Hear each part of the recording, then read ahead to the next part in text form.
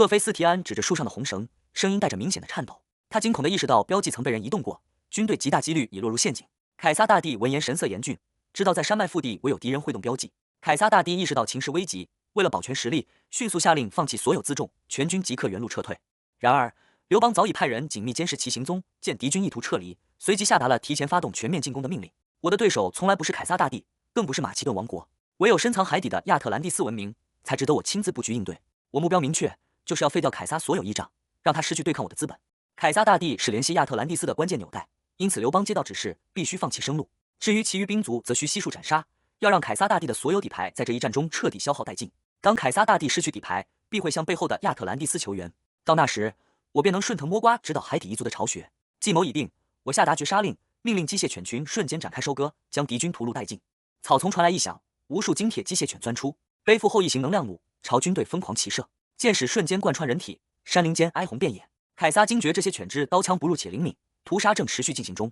凯撒大帝意识到密林是机械犬主场，目前当务之急是撤离。他取出药剂交给赫菲斯提安，提议让部署殿后集中药剂力量冲出山脉。对方接过药剂，一时间泪流满面。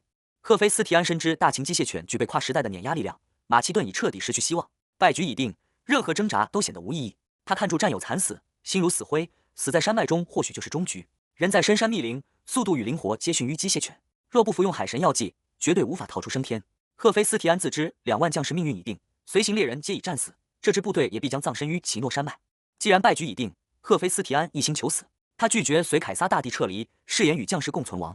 凯撒虽多番好言相劝，试图以留得青山在为由带他走，但赫菲斯提安语气坚决，断然拒绝。罗马将军眼见兄弟们支撑不住，即向凯撒请示撤退。凯撒大帝见劝不动赫菲斯提安，便不再顾惜。他下令手下将士服下海神药剂，利用暴涨的力量迅速撤离，抛下马其顿军队殿后。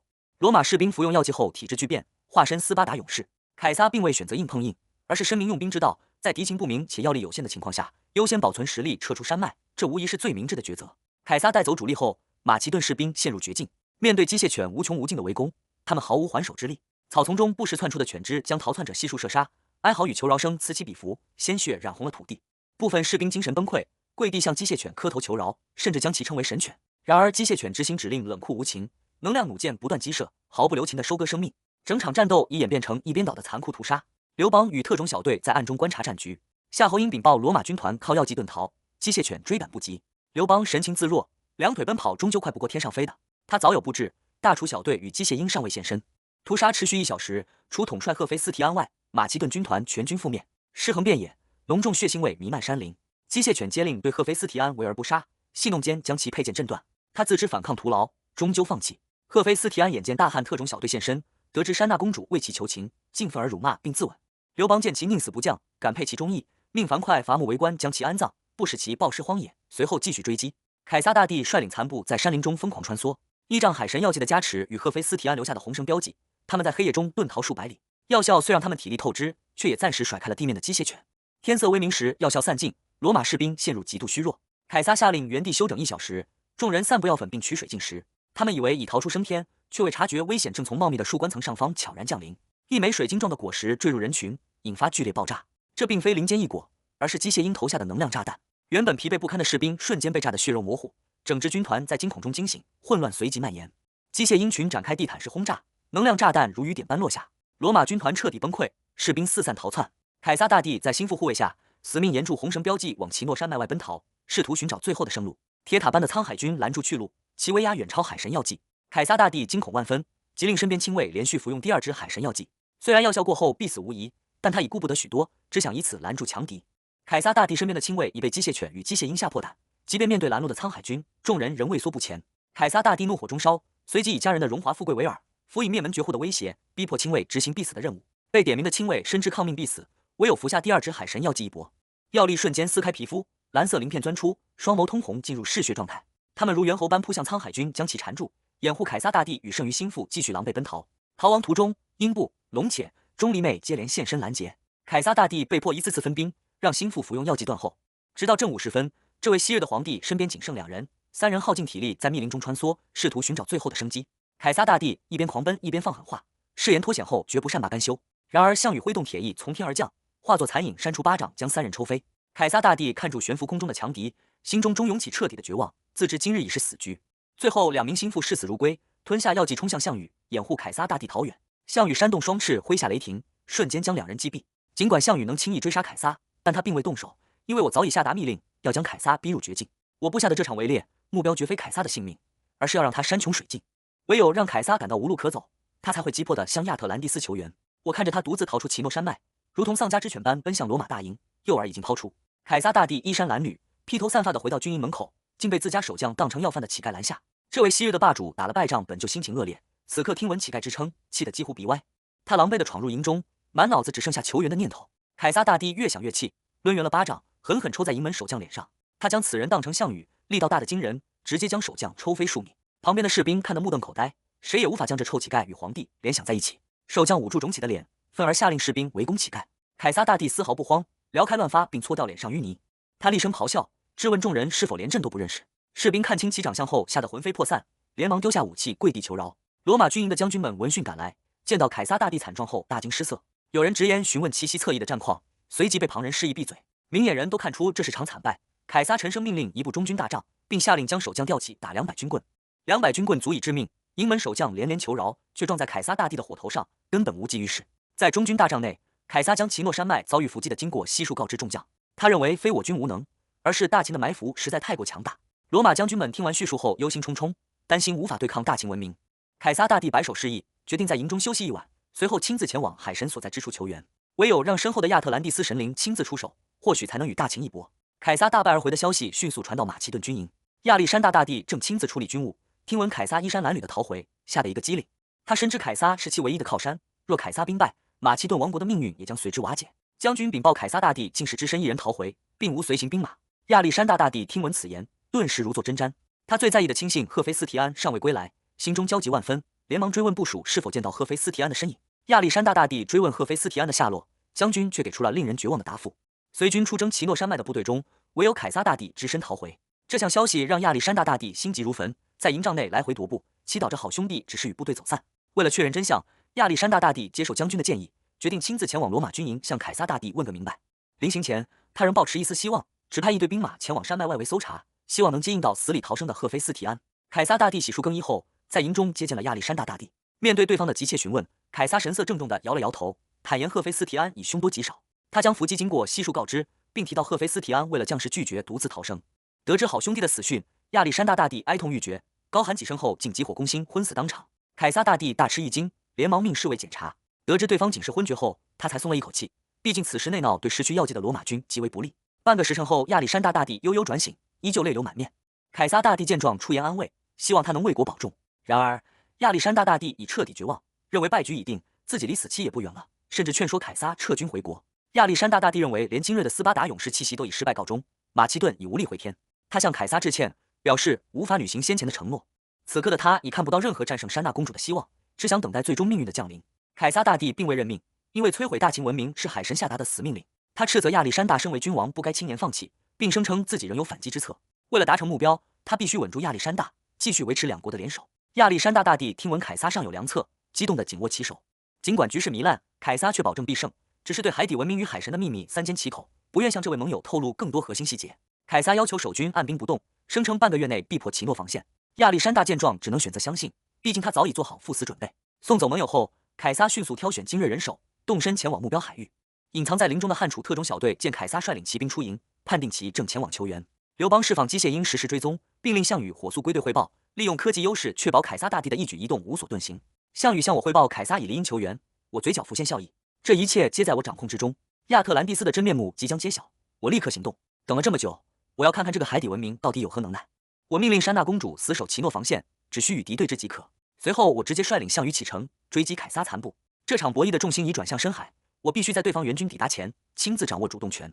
凯撒大帝一行人五马轮换，昼夜兼程，经过整整7日奔袭，他们终于抵达特定海域。唯有在此处特定领地，凯撒才能透过秘密手段与神出鬼没的亚特兰蒂斯文明取得实质联系。我率部藏于暗处监视凯撒，只见他吹响海螺，海面卷起巨大漩涡，一名蓝色鳞片的人鱼破水而出，其长相与我实验室中的变异者极其相似，尖牙背鳍显得狰狞非人，充满危险。我启动荧惑型纳米虫，透视目光直接穿透海面，我清清楚楚看到那生物水下的鱼尾，这非人非鬼的人鱼族便是亚特兰蒂斯的真身。我冷静记录其特征，所有秘密在红光下一览无遗。男人鱼展露在海面下的下半身竟是布满鳞片的鱼尾，这支掌握高等科技的文明，之所以扶持代理人而非亲自登陆，皆因其生理缺陷，他们无法长时间离水，且没有双腿在陆地行走。我此刻洞悉了亚特兰蒂斯只能栖居海底的弱点，鱼尾限制了他们的地面行动力，注定无法横行陆地。这群掌握文明的人鱼只能缩在深海操控棋子，对我而言，其威胁性已瞬间大减。凯撒与人鱼用怪异语言交谈，那并非欧陆语系，显然是亚特兰蒂斯族语。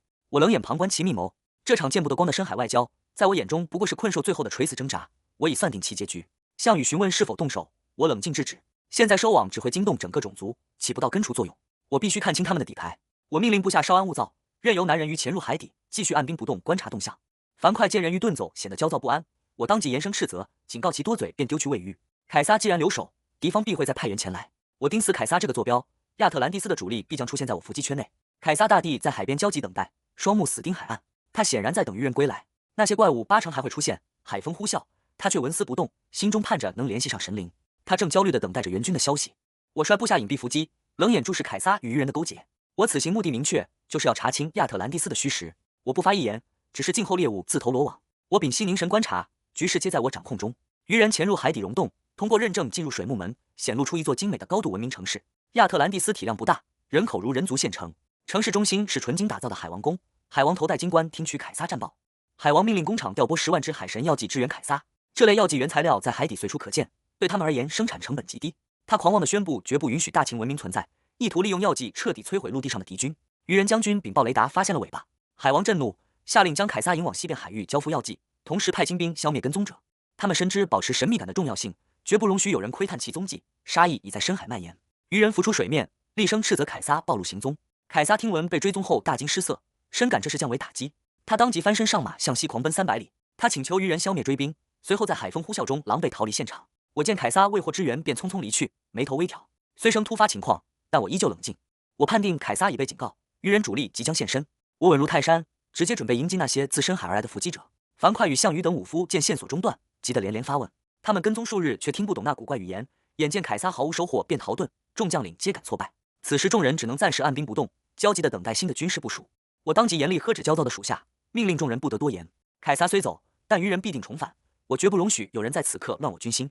我冷静判定敌方动向，只是继续带队守株待兔，静待深海文明入局。刘邦按捺不住向我提议动手，想抓捕鱼人进行审问。